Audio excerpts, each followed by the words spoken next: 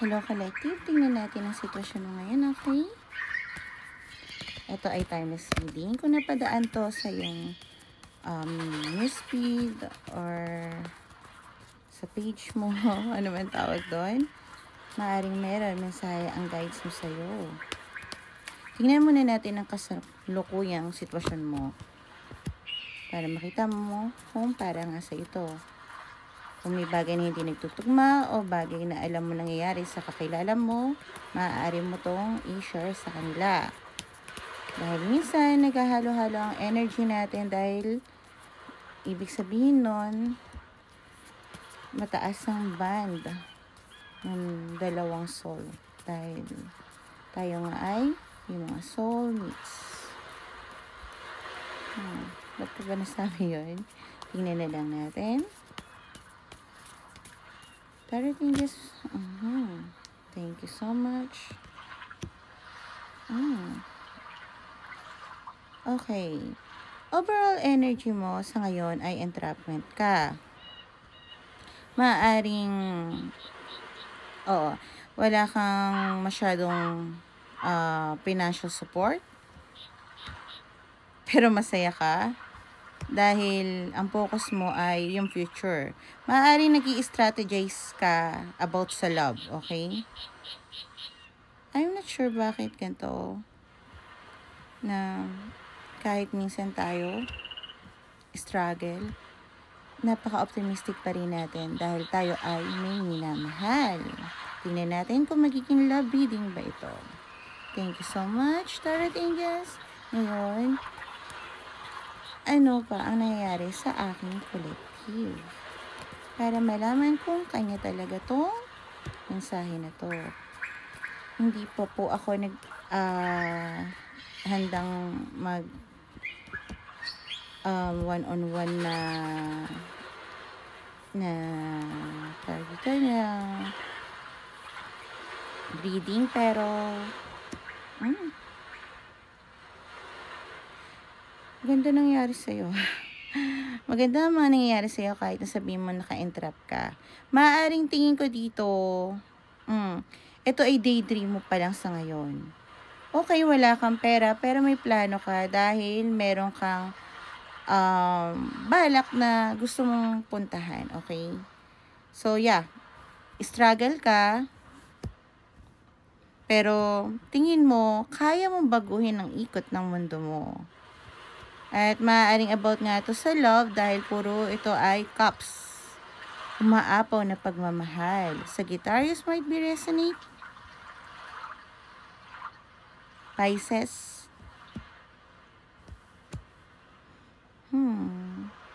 Ang ganda ng energy mo, no? Kahit meron kang mga pangyayari sa buhay mo na mabigat. Oo, pero medyo magaan din. Pero, likod mo masakit. Tingin ko. Dahil yun ang nararamdaman ko. Maganda yung mga naiisip mo at handa kang magpo-post sa 9 of Cups mo, yung parang wishes mo na magka-come true. Maaring, yung dreams mo, ginagawa mo ng katotohanan, okay? So, you're on the way for abundance. So, kahit ngayon nahirap ka, may nangyayari sa'yo, magbabago at magbabago ang ikot din ng mundo mo. Bukod sa mga bagay na hindi maganda dahil hindi ka doon nakapokus eh. Okay? Tingnan mo overall energy mo, entrapment, tas may burden ka na nangyayari. Pero yeah, optimistic ka. At dahil doon magbabago ikot ng mundo mo. At totoo yun. Kasi kung tawag dito, lagi tayong titingin sa patience ka lang at maging responsible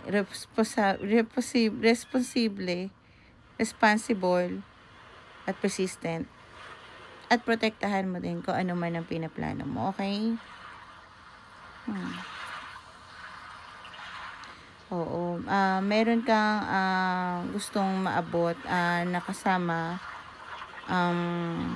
isang parang Queen of Wands. Ito yung tao na despite of gender, ito yung tao na alam mo na sa lahat ng crowd, iba ang dating niya. Parang ganon.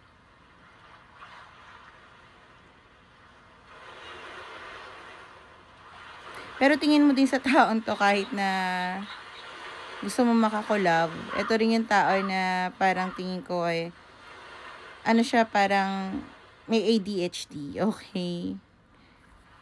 May ADHD din ako eh. Okay, thank you so much, Tarot Angels. Ngayon, tingnan naman natin ang payo ng guides mo.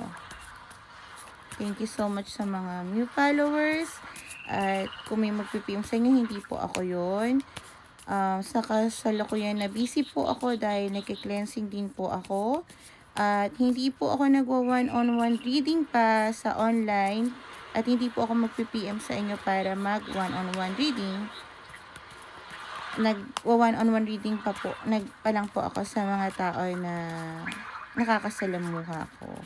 Kasi minsan sumasama din po ako sa mga events. Thank you, Tarot. And please give me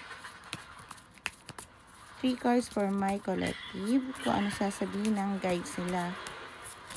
Yeah. Ay. Ganda ng energy, no? Kahit nasabihin ng... Bigyan kita ng energy mo. Kahit nasabihin mo na may kakulangan kayo. Na parang, finance, madali yung kitain. Ako pa, parang ganon. Sabi ng ng guides mo, okay, pagpatuloy mo lang pagpuno ng water sa cup mo.